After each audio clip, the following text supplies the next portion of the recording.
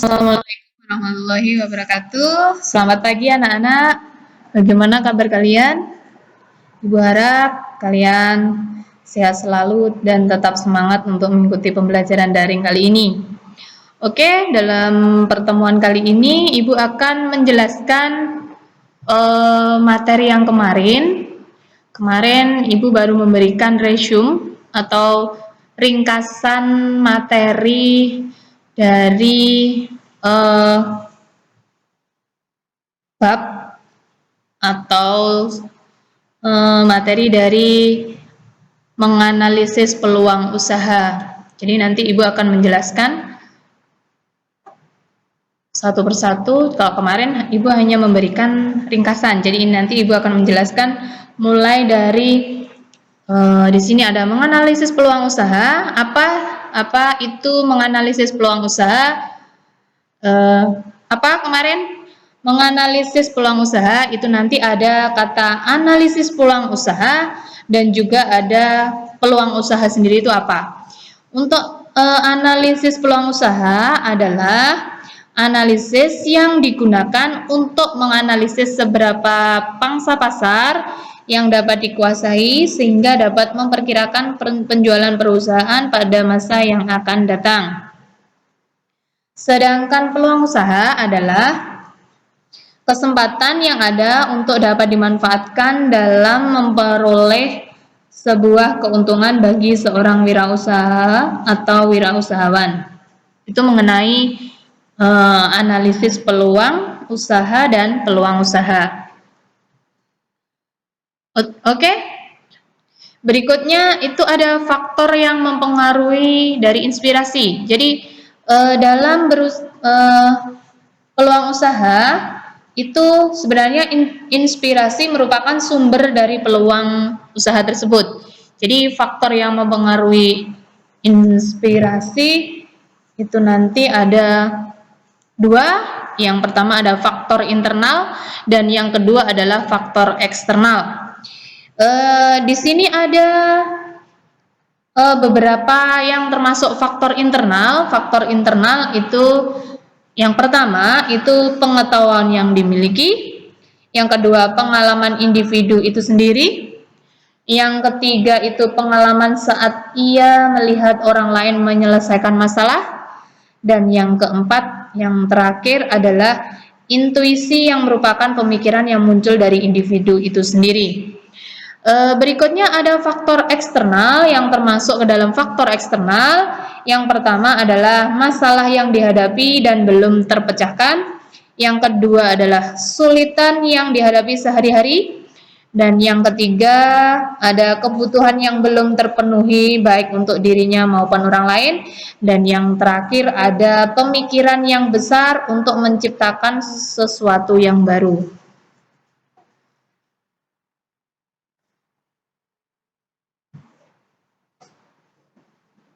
Dalam materi kali ini, dalam materi menganalisis peluang usaha, Ibu nanti akan menjelaskan, ada poin-poin yang akan Ibu jelaskan. Yang pertama mengenai identifikasi peluang usaha berdasarkan analisis SWOT, SWOT. Yang kedua, peluang dan resiko usaha. Dan yang ketiga, analisis peluang usaha berdasarkan jenis produk atau jasa. Yang keempat, analisis peluang usaha berdasarkan minat dan daya beli konsumen. Dan yang terakhir, faktor keberhasilan dan kegagalan usaha. Kita ke yang pertama, yaitu identifikasi peluang usaha berdasarkan analisis SWOT atau analisis SWOT. Apa analisis SWOT? Jadi nanti ada dua poin yang Ibu jelaskan. Yang pertama, apa sih analisis SWOT atau analisis SWOT? Dan yang kedua adalah manfaat analisis SWOT atau analisis SWOT.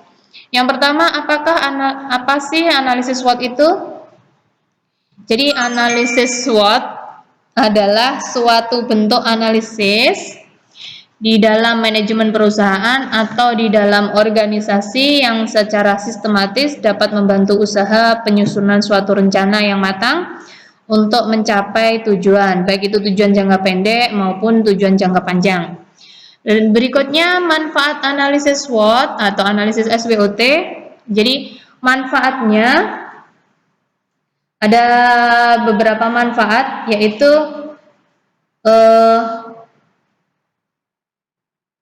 manfaat dari analisis SWOT tersebut nanti ada sebagai alat untuk meminimalisasi kelemahan yang terdapat dalam suatu perusahaan atau organisasi serta menekan dampak ancaman yang timbul dan harus dihadapi. Sebelum kita mengulas tentang analisis SWOT, di sini ada analisis SWOT. Jadi yang dimaksud SWOT itu apa sih? Tadi kalian pasti bingung. SWOT itu apa? S itu strength. Jadi strength di sini, ini dalam bahasa Inggris ya. S di sini adalah strength, disebut juga sebagai analisis kekuatan. Jadi maksudnya adalah analisis kekuatan ini adalah suatu kondisi internal yang menjadi pendorong keberhasilan meraih posisi unggul dari suatu organisasi atau perusahaan dalam menghadapi persaingan. Berikutnya yang kedua ada weakness. Weakness. Weakness di sini disebut sebagai analisis kelemahan. Maksudnya analisis kelemahan adalah sebuah cara untuk menganalisis kelemahan sebuah organisasi atau perusahaan yang menjadi kendala serius dalam kemajuan suatu organisasi atau perusahaan. Berikutnya ada O, opportunity. Opportunity adalah sebuah sama aja disebut dengan peluang. Peluang adalah sebuah alat analisis yang berguna untuk mencari sebuah peluang ataupun terobosan yang memungkinkan suatu perusahaan atau organisasi dapat berkembang di masa sekarang atau di masa yang akan datang. Dan yang terakhir ada T, itu threat. Threat itu adalah analisis ancaman. Jadi analisis ancaman adalah sebuah alat analisis yang digunakan untuk menghadapi berbagai macam faktor lingkungan yang tidak menguntungkan pada suatu perusahaan atau organisasi yang dapat menyebabkan kemunduran. Jadi Ibu ulang kembali, strength itu adalah kekuatan, weakness itu adalah kelemahan, opportunity itu adalah peluang, dan threat itu adalah ancaman.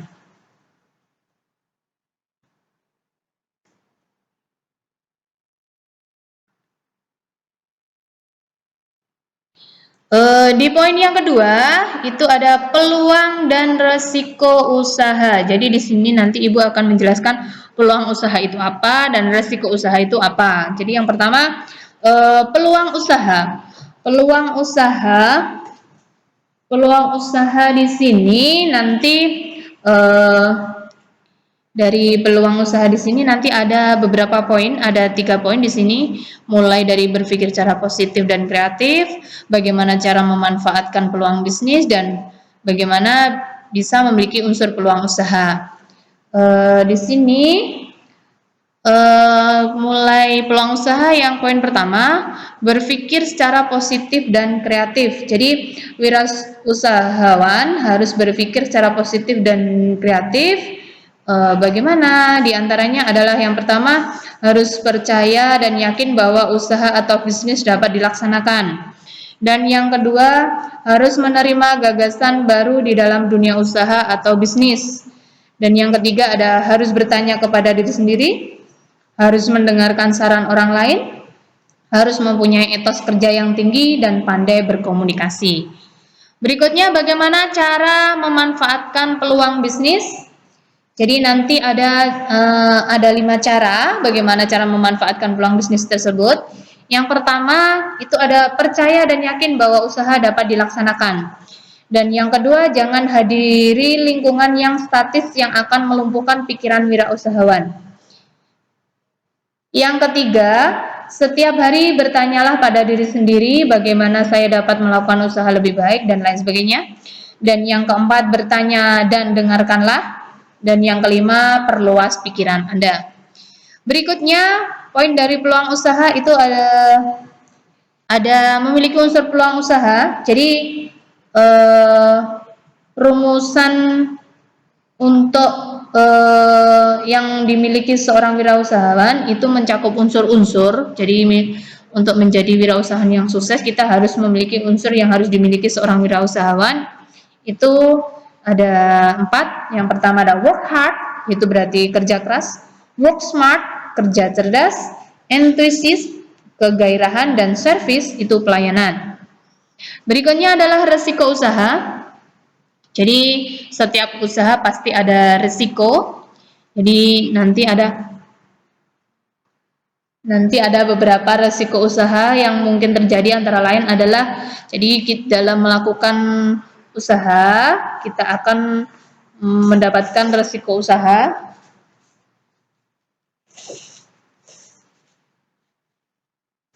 Yang pertama, perubahan permintaan. Jadi risiko usaha itu nanti ada perubahan permintaan. Yang kedua ada perubahan konjungtur, ada juga persaingan, dan yang keempat akibat lain yang merupakan risiko usaha seperti perubahan teknologi, perubahan peraturan, dan lain sebagainya. Itu adalah risiko dari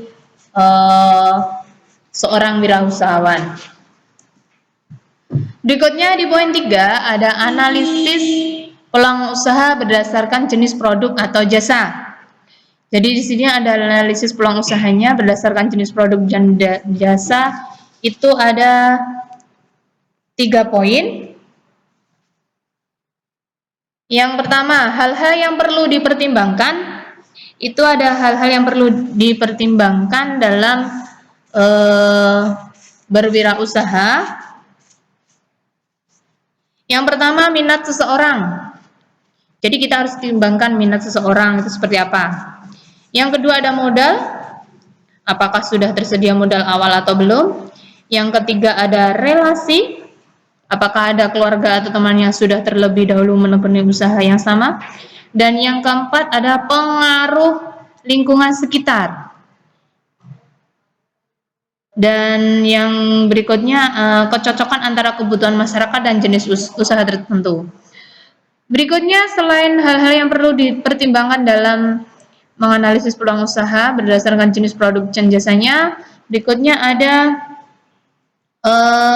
peluang usaha di bidang jasa. Nanti peluang usaha di bidang jasa itu contohnya adalah jasa servis, ada jasa hiburan. Contoh dari jasa hiburan itu adalah bioskop, diskotik, kafe, layar tancap, dan sebagainya. Ada lagi jasa transportasi, ada lagi jasa perantara, ada lagi jasa kesehatan, ada juga jasa yang lain. Contohnya penitipan anak, catering, tenaga kebersihan, itu termasuk jasa-jasa yang lain. Dan poin yang ketiga ada produk yang dibutuhkan oleh masyarakat. Jadi produk yang dibutuhkan oleh masyarakat itu apa saja sih? Jadi produk yang mampu mempermudah pekerjaan di rumah. Ada juga produk yang mampu mempermudah pekerjaan di rumah. Ada juga produk lainnya yang dibutuhkan tanpa mengenal tempat. Contohnya yang tidak mengenal tempat, air dalam kemasan, mie instan, tas, dan sebagainya. Oke, di poin keempat, ini ada analisis peluang usaha berdasarkan minat dan daya beli konsumen. Jadi nanti Ibu akan menganalisis peluang usaha berdasarkan minat dan daya beli konsumen, ada observasi, ada minat, sama daya tarik konsumen. Mengenai observasi dulu, observasi ini dapat dilakukan dengan cara yang pertama mengadakan pengamatan langsung ke pasar. Yang kedua bisa melakukan wawancara, dan yang ketiga memperoleh angket untuk diisi oleh calon konsumen. Berikutnya, poin yang ketiga itu hubungan antara minat, daya beli, dan kelangsungan usaha adalah dapat digambarkan sebagai berikut. Misalnya minat itu minat besar, daya beli kuat, kelangsungan usaha terjamin. Minat besar, daya beli rendah, kelangsungan usaha terhambat. Minat rendah, daya beli rendah, usaha tidak dapat berlangsung. Dan yang terakhir itu ada daya tarik konsumen. Maksudnya daya tarik konsumen di sini misalnya memilih dan membuat produk yang bermanfaat, berkualitas, dan laku dijual dengan harga bersaing. Bisa juga membuat desain yang baru dan harganya terjangkau. Bisa juga membuat produk lebih cepat dan lebih murah, atau mungkin memilih dan menentukan wilayah pemasaran yang menguntungkan, misalkan pasar atau supermarket dan lain sebagainya. Oke, berikutnya poin yang kelima atau poin yang terakhir, di sini ada faktor keberhasilan dan kegagalan usaha. Jadi nanti ada faktornya, ada faktor keberhasilan dan juga kegagalan. Di sini ada faktor keberhasilan usaha dipengaruhi oleh beberapa hal. Yang pertama, berwirausaha itu akan berhasil jika percaya dan yakin. Yang kedua, menerima gagasan baru di dalam dunia usaha atau bisnis. Yang ketiga, introspeksi diri. Dan yang keempat, mendengar saran dari orang lain. Berikutnya, ada hal yang mempengaruhi. Di sini ada 4 poin. Hal yang mempengaruhi di sini mulai dari sikap dan kemauan serta tindakan-tindakannya yang nyata, kemudian keberanian untuk berinisiatif, kecakapan atau keahlian, dan pengalaman dan pendidikan. Di sini nanti ada modal utama. Jadi dalam keberhasilan suatu usaha itu harus sudah ada modal utama atau modal utama untuk meraih keberhasilan. Itu ada pola berpikir yang mengarah pada sikap dan kemampuan untuk sukses, ada kepribadian yang kuat untuk sukses, ada kecakapan dalam mengelola usaha, menerapkan manajemen usaha yang baik, dan berani memikul segala risiko dalam usaha atau bisnis. Berikutnya ada, setelah ada poin keberhasilan usaha, ada kegagalan usaha. Jadi kegagalan usaha di sini nanti ada 5 sifat yang menjadi kemampuan berpikir kreatif. Jadi di sini ada istilahnya harus mempunyai pikiran kreatif sebenarnya untuk keberhasilan usaha. Cuma di sini nanti Ibu akan menjelaskan tentang kegagalan usaha. Jadi kegagalan usaha di sini ada beberapa karakteristik. Yang pertama, dedikasi. Dedikasi itu istilahnya meremehkan waktu dan dedikasi dalam memulai usaha, meremehkan waktu. Ada juga gagal mengendalikan aspek utama usaha atau bisnis. Ada juga meremehkan kebutuhan uang. Ada juga lokasi usaha yang buruk dan menimbulkan pengeluaran awal yang tinggi. Berikutnya, kegagalan usaha itu sebenarnya mempunyai karakteristik. Jadi mulai dedikasi, pengamatan manajemen, pengelolaan piutang, perencanaan keuangan, lokasi usaha, pembelanjaan besar, itu termasuk karakteristik kegagalannya. Berikutnya, ini ada sifat berpikir kreatif. Dari ada beberapa sifat berpikir kreatif. Ada 5 poin di sini. Ada fluency, ada juga flexibility, ada originality, elaboration, dan redefinition. Jadi fluency itu maksudnya adalah kelancaran, jadi kemampuan untuk menghasilkan banyak gagasan, itu fluency. Dan yang kedua ada flexibility, fleksibel berarti keluasan. Keluasan adalah kemampuan untuk mengemukakan bermacam-macam pemecahan atau pendekatan terhadap masalah. Dan yang ketiga ada originality, origin, berarti keaslian. Berarti adalah kemampuan untuk mencetuskan gagasan dengan cara-cara yang asli, tidak istilahnya tidak memalsukan, seperti itu. Yang keempat, elaboration, itu adalah penguraian, jadi kemampuan untuk menguraikan sesuatu secara terinci. Yang terakhir ada redefinition, itu perumusan kembali, jadi kemampuan untuk meninjau suatu persoalan berdasarkan perspektif yang berbeda dengan apa yang sudah diketahui oleh banyak orang. Oke. Berikutnya di sini Ibu memberikan tahap berpikir kreatif. Jadi sebenarnya bagaimana ada cara. Jadi cara berpikir kreatif itu harus melalui tahapan-tahapan berikut. Yang pertama tahap persiapan, ada tahap usaha, tahap inkubasi, tahap pengertian, dan tahap evaluasi. Jadi untuk berpikir kreatif kita harus memulai dari tahap persiapan. Jadi maksudnya tahap persiapan di sini adalah tahap untuk memperoleh fakta tentang persoalan yang akan dipecahkan. Dan yang kedua, tahap usaha. Itu berarti tahap ketika individu menerapkan cara berpikir divergen atau menyebar. Dan yang ketiga ada tahap inkubasi. Tahap inkubasi adalah tahap ketika individu seakan-akan meninggalkan dari persoalan dan memasukkannya di alam bawah sadar, sedang kesadarannya memiliki hal-hal yang lain. Yang keempat, tahap pengertian. Itu adalah tahap diperolehnya insight atau yang dapat disebut AHR Leibniz. Jadi ciri khas dari tahap ini adalah sinar penerangan. Jadi yang mendadak menyadarkan orang yang akan ditemukannya jawabannya. Jadi tahap pengertian. Jadi kita harus mengerti apa sih, bagaimana sih tahapan, bagaimana sih kita harus sukses itu seperti apa. Jadi gitu. Yang kelima atau tahap yang terakhir, tahap evaluasi. Jadi di sini tahap ini adalah ide-ide yang dihasilkan diperiksa dan diteliti serta dengan kritis memisahkan ide-ide yang kurang berguna, tidak sesuai ataupun yang terlalu mahal biayanya bila dilaksanakan.